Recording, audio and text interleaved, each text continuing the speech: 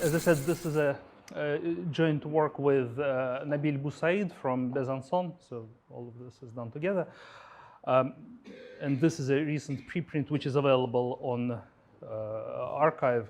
So since this conference was preceded by a Buslaev conference, I think the following sort of anecdote is due to be told. I think most people, I mean, many people know about this sort of from private conversations, but let me tell this for the record.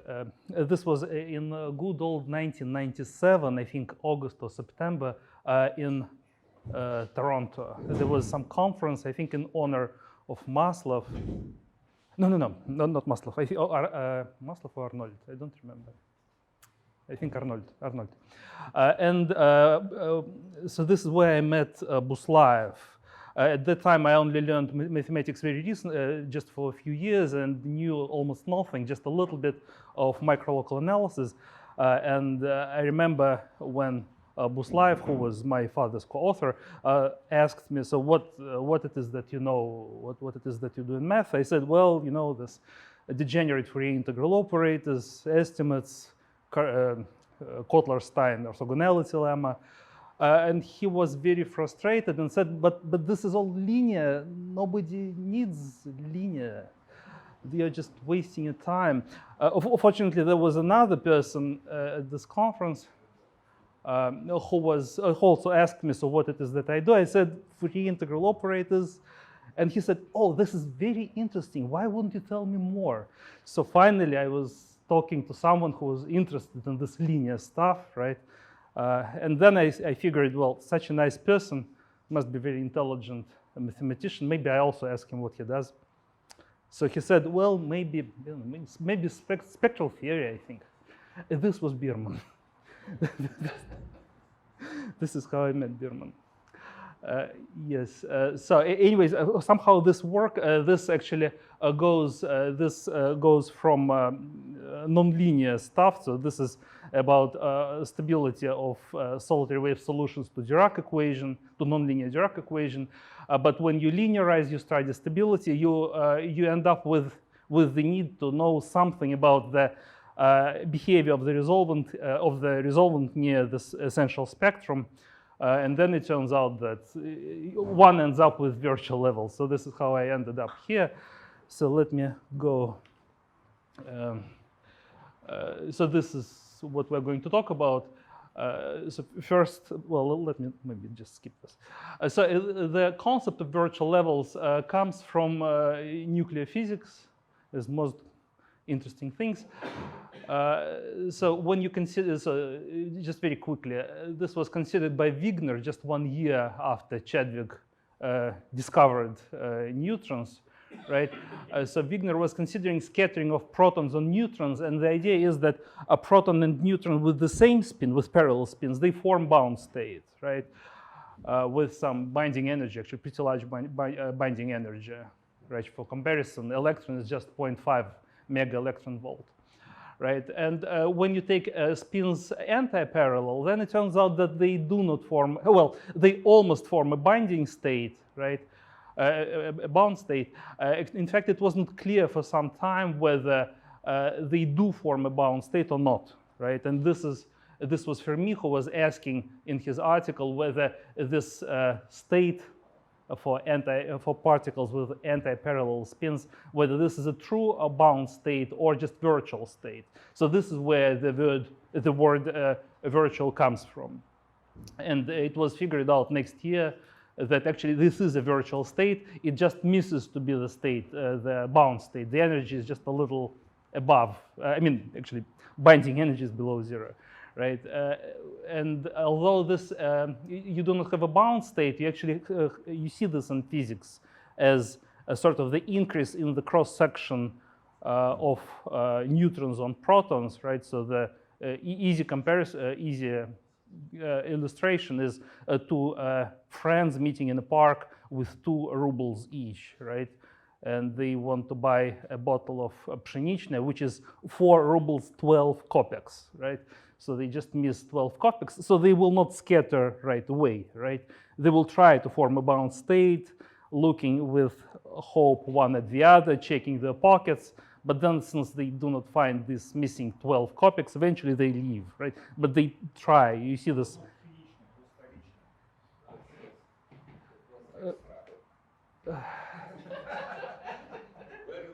I know, I think Ruska was 3 rubles 62 copies. Stolichna and Pshenichna. I know. Let's continue later. So anyways, this is the beginning. Yes. Yes. So now, in fact, the story of virtual levels to me probably starts with the radiation principle and with the contribution of Vladimir Ignatovsky into this, right? So just very quickly, a radiation principle is, so you consider Helmholtz equation, right? And there are two, if you take the spectral parameter from the complex plane, then you have a unique L2 solution for right-hand side for f of x from L2, right? But if you take the spectral parameter on the spectrum, on the positive half axis, then the solution is not necessarily unique, and you might not have L2 solution, right? So the radiation principle is the way to specify a unique solution, right? So Smirnov, in his textbook, accredits this idea to Ignatovsky. It is a very long story how he credits this. He credits this in the 1941 edition. He does not credit this to Ignatovsky in the next 2 editions, because next 2 editions were nominated for a state award, while Ignatovsky was prosecuted and killed in St. Petersburg in 1941. So apparently his name was to be removed from textbooks. He reappears in late editions. But anyways, we know this from Smirnov. Smirnov learned this from Ignatovsky, this radiation principle idea, probably somewhere in the 20s or in 30s, but this is not documented. So I'll explain why I think there was a longer discussion on this, but we only know about Ignatovsky article published in 1905. So anyways, there were 3 ways to solve this, the radiation principle. There are 3 ways to give an answer, right? So first answer was due to Ignatovsky. So 1905. So essentially, what he was doing is to solve the problem, he was doing this. So you write your solution in the form, so negative Laplace, what is it, minus spectral parameter, which was real, and then I think you add the tiny imaginary part, right? I think, let me write. Well, I better write this in this form. So now you add tiny imaginary part, and then you can apply this to the function, right? So depending on the sign that you choose here, you get either this solution or that solution. So to Ignatovsky, it was actually very natural in his article. It was about electromagnetic waves in the medium with absorption. So since there was absorption, giving you some complex, some imaginary part here, so it was obvious that you want the solution which decays at infinity, and this is how he was choosing the right solution. Then the second approach was due to, so Sommerfeld, right? So what is it, 1912 or is it 1911? I don't remember, right? So here, right? So you just take a solution which satisfies, so what is it, d over d r minus ik acting on u equals approximately equals 0. So in both cases, you will end up with the solution which has the form e to I k absolute value of x, right? So if you have, let's say, if x were one-dimensional, right, you want to find a solution which goes like this at plus infinity and like this, so e to I k x, right? So you just want a solution which behaves symmetrically to, well, this is in 3 dimensions. So in 1-dimensional, in 1D, it would be the picture like this, right? So a solution which winds this way to the right and that way to the left, right? So the third method is, it's limiting amplitude principle, right? So limiting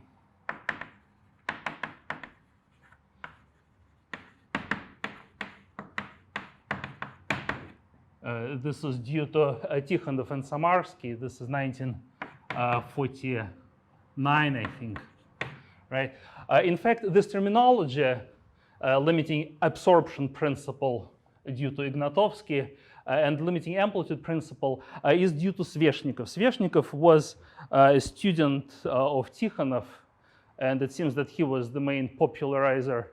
Well, he and Tikhonov, actually, right? So they were the ones due to whom we know about Ignatovsky at all, right? Ignatovsky was a fantastic person. He had very rich physics background. He studied in St. Petersburg, then in Germany. Then he was actually the sort of the director, the main person, the chief of the GOMS. So this is Государственный оптико-механический завод, right? So state factory for optics and mechanics, which we know now as LOMO, right? So later he was the leader of the theoretical division, and actually he was the one inventing all those periscopes, all those optic tools, right? At the same time, he taught at St. Petersburg University. In particular, he taught mathematics theory of diffraction, right? And well, although he taught this in 1922, I think. So this was, I think this was before the year when Smirnov came here. But still, it's apparent that these two people interacted a lot in St. Petersburg. So this is how Smirnov was picking up the subject, the topic from Ignatovsky. And then later, Ignatovsky was arrested. So he died in St. Petersburg in 1942, right? He was arrested as a German spy. Well, he did speak perfect German, right, because he lived in Germany for quite some time, to the extent that when he was angry, he would swear in German. Now, sort of we use this idea to the approach to virtual level. So since I do not have the possibility to give you all the literature, so let me just go directly to the topic. So essentially, to... Uh-huh.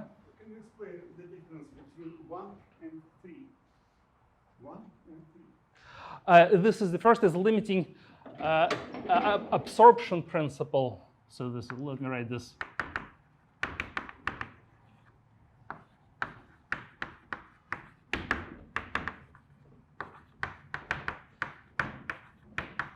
So this is 1, and 3 is limiting amplitude principle. So here you take, you play with the operator, right? You regularize your resolvent, right? In 3, it's completely different story. I didn't even write this. So it is this. You consider the problem of the form negative Laplace minus z u equals. So you just introduce the time dependence, right? So I think you need to add here the time derivative square. And then you write f of x times e to negative I omega t. So it is this with the initial data that u and u dot at t equals 0 is 0. And then as a solution, so you will get something that will oscillate in time, right? So let me finish this. So you take... Yes. Yes, it's the same abbreviation, but completely... So this is absorption, this is amplitude. So here you take amplitude as t goes to plus infinity, right, of u, of the solution to this equation. So now it's u of x and t times e to negative I, positive I omega t, right? Okay, now virtual levels. So mathematically, let me continue from here. So limiting amplitude principle, limiting absorption principle, right? In this form, it was it sort of kept developing through many stages. So essentially, we want to understand the behavior of the resolvent near the essential spectrum, right? So when you take your operator minus z, right, and you want to know the limit of this as z goes to the essential spectrum, right? Of course, you know that there could be no limit because the norm of the resolvent goes to infinity, right? But you can consider different spaces. So if you considered your operator from, so it is closed operator in some Banach space X, right? So you cannot consider this from X to X. In the limit, this will not make sense. But you can consider the following combination, triple of pairs. So essentially, this is what is known as Gelfand triples, right? So again, as I said, there was a long story of trying to make sense out of this limit. So you consider E, which is densely embedded into X, which is densely embedded into F. All of them are Banach spaces.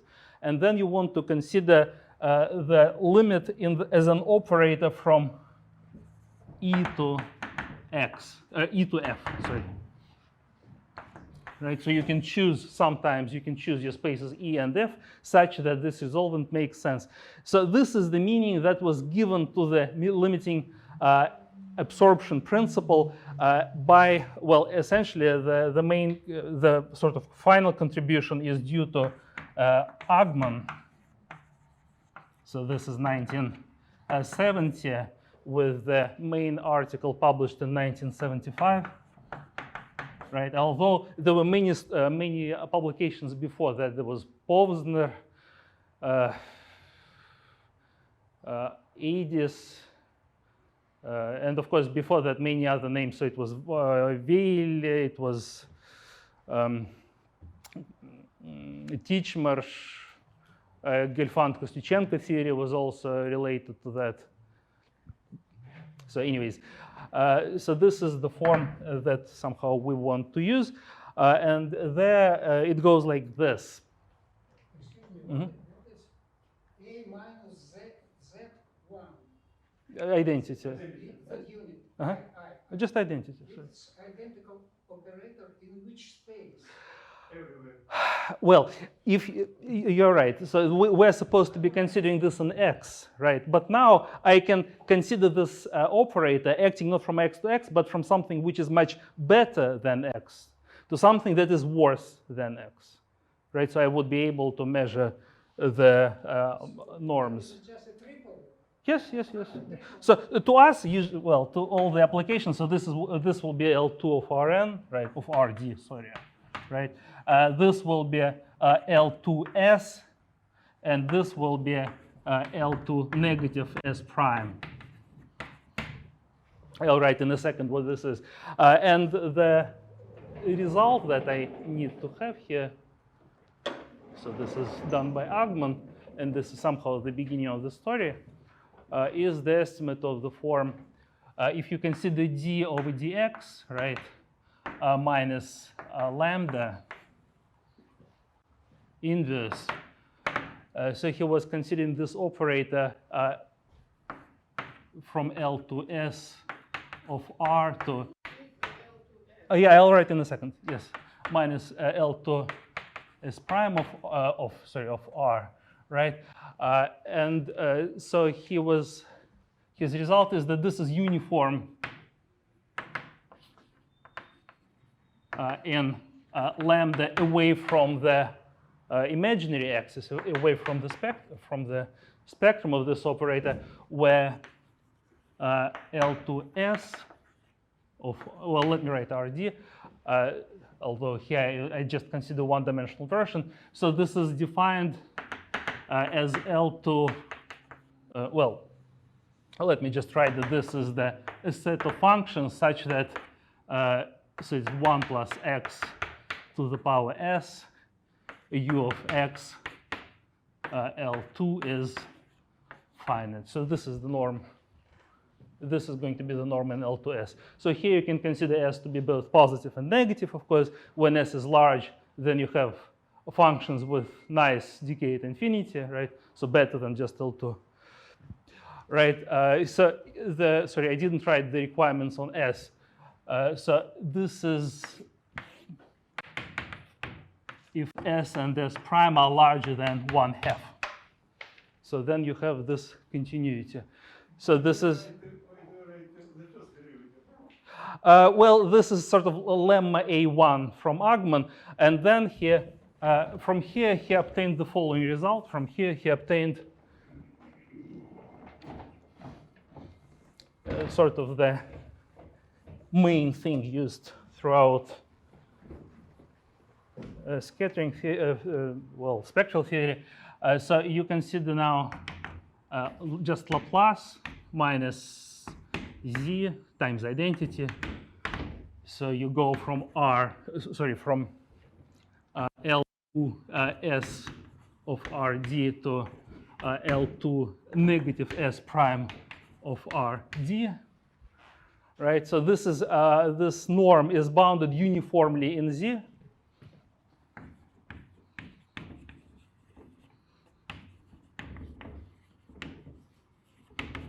Uniformly in Z away from the essential spectrum. So this is R plus closure. S prime, Yes, S and S prime are same as there, right? As long as S and S prime are, oh, sorry. I'm not doing this nicely. Uniformly in Z, okay, let me write it like this. Z away, so I need to remove the essential spectrum and the neighborhood around the origin. So it's going to be Z belonging to, so let me write it like this, Z minus, so this is R plus a union with disk of size radius epsilon, right? So as long as epsilon is positive and S prime are larger than 1/2. So this is this very well-known result due to Agman. no, but it was known before. Huh? Well, yes. Well, not I think not exactly known. What was known, I mean, there were similar results, but with slightly worse, slightly stronger requirements. Exactly what I Huh? said. It was due to many people who have had slightly worse. Yes, there was like 2/3 Exactly. according to this. But this was 1969, I think, no? It was very bad. Okay, thank you. Almost the same time. But Thank you. it's completely different. Yeah. S prime is not the conjugate number. No. It's just yes. This is I just trying to follow notations exactly as an Agman, right? So this is what is known as LAP, so limiting absorption principle in its sort of current form. So this is limiting absorption principle as we know it. Now, question: what will happen? So you see here, I needed to remove the neighborhood around the origin, right? So what will happen when we approach the origin? So this is the question that we want to understand. And there are actually, so, and now, so what if Z approaches 0, right? And there you can have two completely different situations. So if you are in 1 dimension and in 3 dimensions, you immediately see the difference, and this tells you what to be afraid of and where virtual levels come from. So in 1D, right, what will happen if you consider, say, this negative dx square minus spectral parameter u equals f? So you want to solve this equation, and then you know that it's easy to find the resolvent, right? So let me write it as a fundamental solution, g of x, y, and z. So this is going to be e to negative x minus y times root of negative z divided by twice root of negative z, right? So this is your fundamental solution. And you know it doesn't behave nice when z approaches 0, right? So there is just no hope that you have something good, right? It is as though we cannot do anything when z approaches 0. It's not exactly true. There are some ways to make sense out of this resolvent even when z is near 0.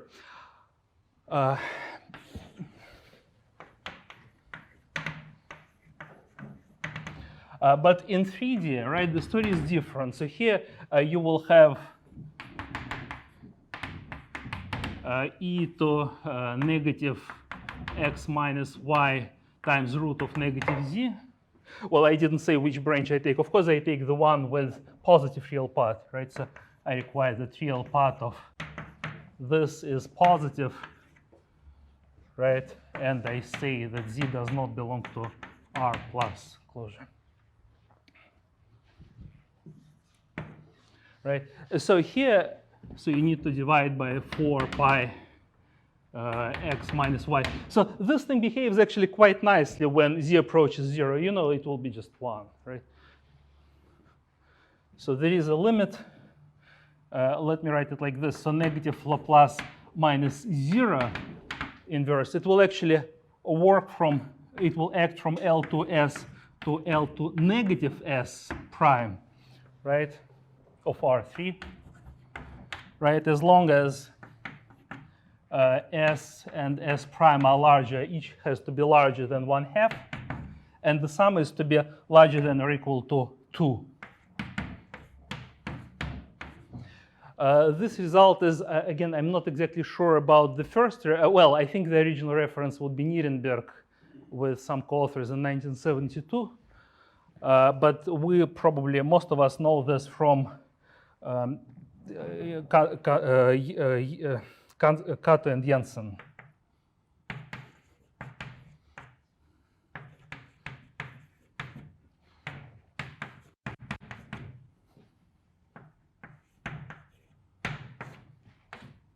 '79, right? Mm-hmm. How are these facts related, connected with absorption principle? We're trying to make sense out of the resolvent near the essential spectrum. So we know that if you approach the essential spectrum like this, then that result tells you that, okay, there is something. You still have your estimate, your resolvent acting from some space to some other space, right? So now when we approach 0, right, then the story is more delicate. You know, sometimes in some dimensions you have a meaning of this, in some dimensions you do not have a meaning of that.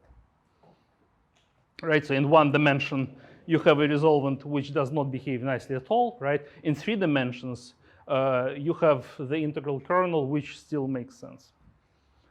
Of course, you cannot do this from L2 to L2. You go from L to S to L to negative S prime. What is connection with absorption principle? Sometimes you have it, sometimes you don't. So here you have limiting absorption principle. Here you don't have it. Depending on the point of essential spectrum? Depending on the dimension. On the dimension. In one dimension, you do not have the limiting absorption principle for the resolvent, right? It seems that we cannot make sense out of this operator when we approach 0, when you approach 0 in the essential spectrum, right? But if you approach 0 in the essential spectrum in 3 dimensions, then your resolvent of the Laplace operator makes sense. In some spaces, yes. Right? So now this will be the definition, right? Z in the one of, denominator. There are ways around this, but at least sort of from the point of view of such spaces, this doesn't seem to make sense. Okay, so the definition that we will use will be the following, right? So definition. We consider the closed operator. So X is the Banach space. Right, we say that, let omega be a connected open domain in the resolvent sense. Huh? A closed operators in X. Closed operators. Closed. We can take bounded, here just closed. Right, so closed, bound, connected open domain.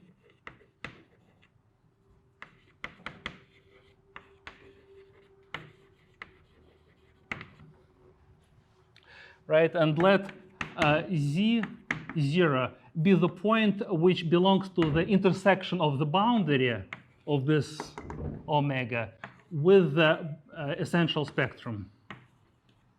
Sigma essential of A. So in other words, so here is your essential spectrum, right? And you have the point Z0 on the boundary, and you consider some open set in the resolvent set, omega, right? We're going to approach this point Z0 from the resolvent set, but I need to specify from where. This becomes important sort of here, right? You can approach a point in the essential spectrum from below or from above. So in this sense, right? In this case, you would take for omega either C plus or C minus, right? Now we will say that, consider, as I said, Banach spaces E embedded into X embedded into F. For simplicity, I'll require that both of them are reflexive.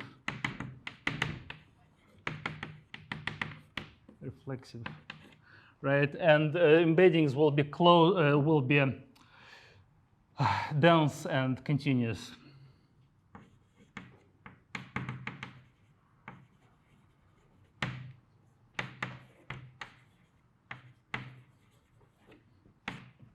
Right? So we will say that Z0 is a regular point of the essential spectrum.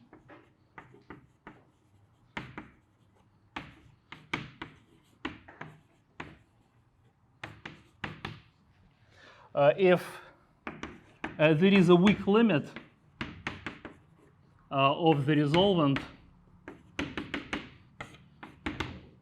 as an operator from E to F, right? When Z approaches Z0 from the direction of omega.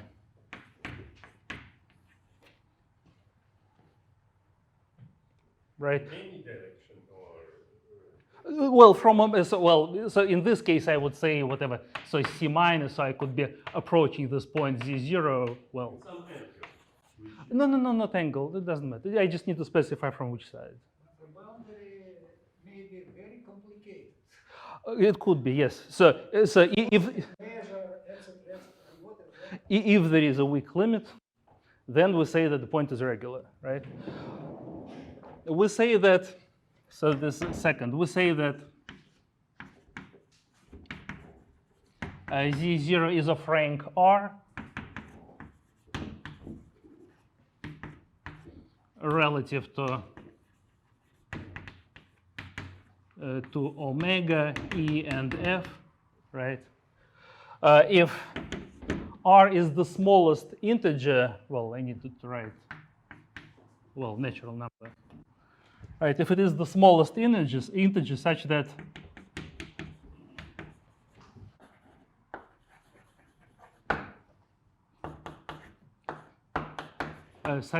there is an operator of rank R, so I'll write it like this. It will be bounded operators. 0, 0 means not only compact but finite rank from F to E of rank R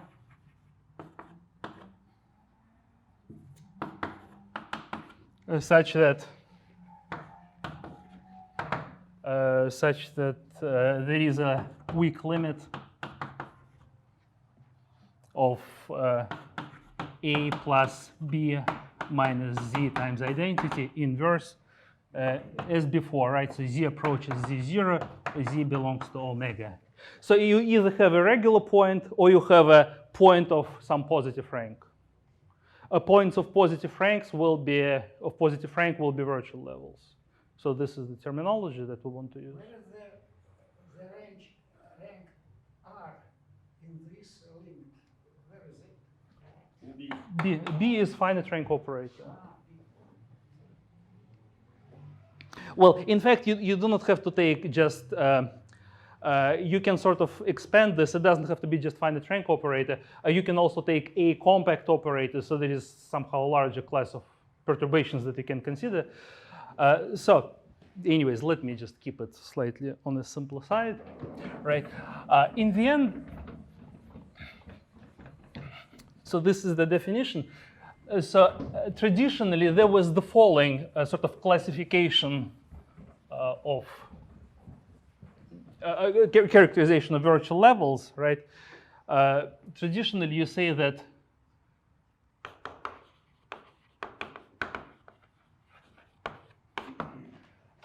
well, Z0 is a virtual level in this informal sense, right? If either of the following properties is true. So first, the operator, so negative Laplace, say, let me write it in terms of the Schrodinger operators,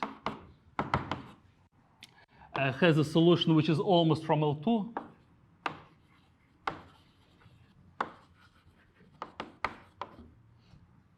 From L2 or almost L2. Right? Or small perturbations produce eigenvalues.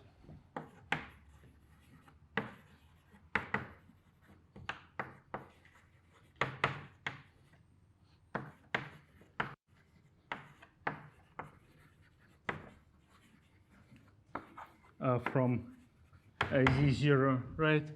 Or 3, if there is the limiting absorption principle, so negative Laplace minus V minus Z inverse has some sense near Z0.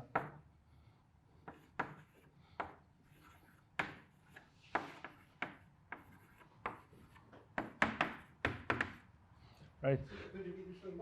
Doesn't distinguish resonances and eigenvalues. Yes. So exactly. So essentially, it is convenient to use the concept of virtual levels to both eigenvalues and virtual levels, right? So when you have a virtual level such that the corresponding function is sort of almost L2, then you say it's genuine virtual level, right? Mm-hmm. As far as I remember, Mikhail Solomonovich lectures, the second item means that the perturbation which generates eigenvalue should be of certain sign, positive. Yeah, here we don't have to worry about this. Here, in fact, I never said that I consider a positive whatever perturbations, or I didn't say that A has to be self-adjoint, so none of this is important. No Exactly. So no restrictions. Absolutely, no restrictions like this. No restrictions like this, right? Now it turns out that actually all of this survives, right? So in general case, for example, you can prove the following theorem. I'm afraid that this is the only thing that I will be able to mention, right? So, okay. So let me try to characterize virtual states. Say I want to consider a virtual state which corresponds to the Schrodinger operator in 1D. So I consider just free Dirac operator, right? Just 0, right? Acting on psi equals 0. Just this. You know it's 1. Solution is 1. But now how to express it? So how to sort of get it? You know that if I perturb this a little bit, so I'll add some nice potential. So here it will be W psi, and I will say that W is some nice compactly supported smooth function. Right, then actually I will be able to express psi as so this resolvent. What is the W in the right? Just some nice function. The same. Yes, just function. I mean on the right-hand side. Yes. Energy. Yes. No, it's for function. Well, what? Perturb- In the right hand side, why? I started with this. I want to consider. I want to consider virtual levels. So what would I'm trying to answer the question: what are going to be virtual states? How to characterize virtual states in the general situation? I'll start with the simplest case, and we will get the answer from here. I'll just take this equation, right? I know that the solution 1 will be considered a virtual state. It's sort of almost from L2 in the sense that, well, other solutions in general, if you add potential, then the solution will sort of grow linearly at infinity. If you take potential like this and you solve this equation. Of course, you will have solutions, but usually they will have some linear growth at infinity, right?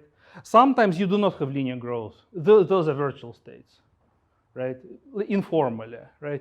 So to describe it, I will add some perturbation. Then, of course, I have to add it to the right-hand side as well, right? But now this perturbed operator will have a nice fundamental solution. We'll have Green's function, right? And then I will be able to express psi in this form. So this limit now exists after I added perturbation. So apply it to W, apply it to psi. So this is some nice compactly supported function. And this resolvent, right? You can show that this resolvent always brings some space. Well, if I take, you can prove that if you take your space to be L2S with S larger than 3/2, then you will have an operator. This resolvent will act from this to L infinity. You can prove this estimate, right? And then you know that, okay, so your virtual state will have to be from L infinity, just because small perturbation allows you to express this solution in terms of the same solution, right? Like this, the operator is continuous from somewhere, some nice space, to L infinity. Okay, your virtual states are from L infinity. It's just when I ask you, what are virtual states in 2 dimensions? It's sort of hard to answer. In 1 dimension, it's sort of natural. In 2, it's not clear at all, right? But now you have a construction, right, which allows to define the virtual state, the space of virtual states in the following way.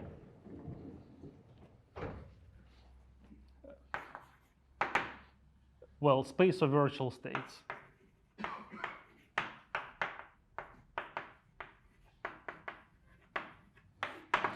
So it will be functions from F such that A minus Z0 of U equals 0. Well, actually, here it is delicate part. I have to consider not A, I have to consider extension from of A from X to F, right? So let me write hat here.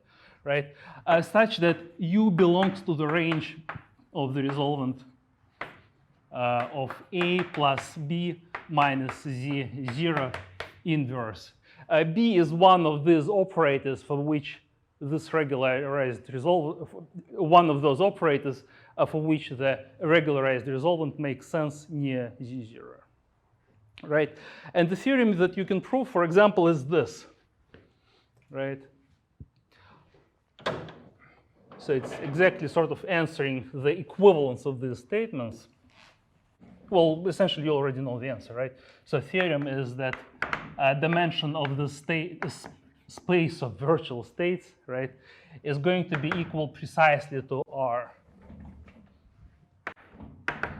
which was defined as a minimum of natural numbers such that there is a weak limit of A plus B minus Z identity inverse as Z approaches Z0.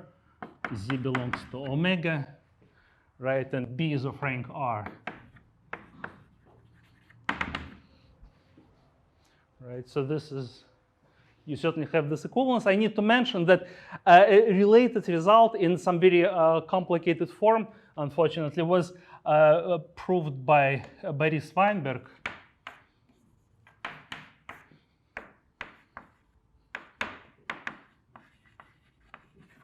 In 1975. So this was, so this is some geometric scattering theory. Well, let me not go into details. Right, so next theorem. I will formulate it in some very brief form. So if you have, if Z0 is of some finite rank,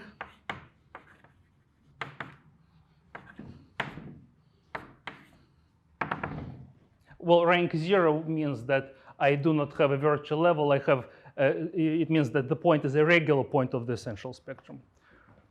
Right? Then the following statements are equivalent, right? So there is a sequence there is a family of eigenvalues which bifurcates from Z0.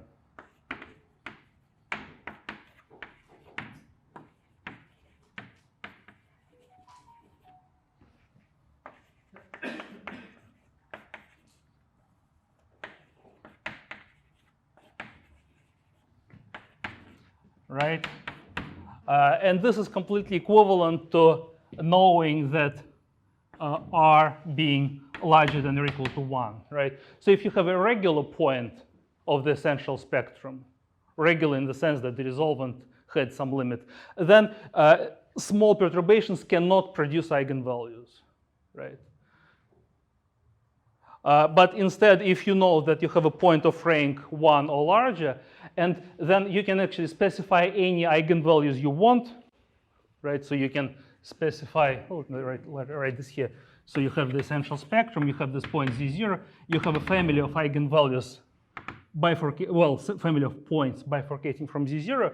You can produce explicitly the function, this operator B of finite rank, such that the spectrum of the perturbed operator will contain precisely one of these eigenvalues, right? So you can produce such a bifurcating family exactly if R is larger than or equal to 0.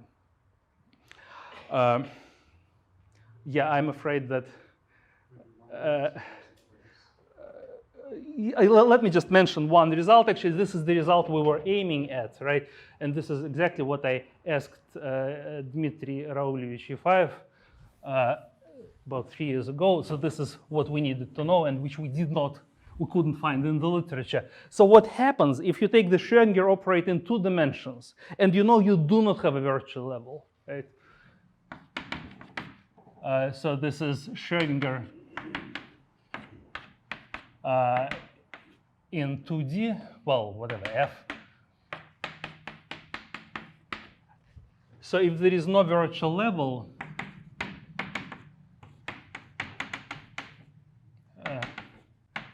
is not a virtual level,